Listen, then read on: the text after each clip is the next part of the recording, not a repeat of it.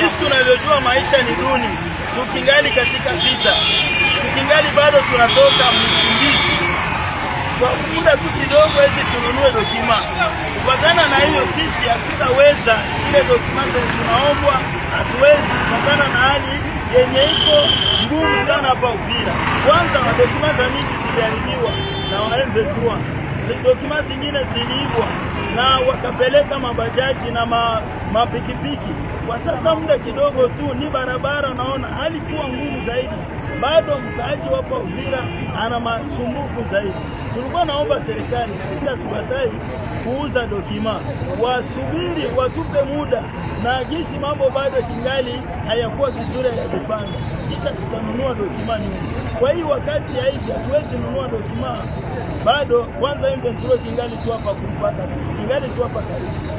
Hizo dokima zetu tutanunua, tusirikile wapi? Hii ni kama kutusumbua na kututesa. Tunaomba serikali baadaye tujipange vizuri, kisha vitambulisho vitanunuliwa.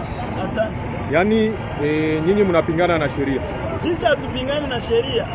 Serikali ni baba yetu, na jinsi serikali ni baba yetu, naye anapaswa kufanyizia vitu mzuri, anapaswa waze watoto wako namna gani. Kwa hiyo wakati ni watoto wanakuwa na hali nzuri au hawana hali nzuri, serikali angalie sisi watoto, magumu ya sisi watoto.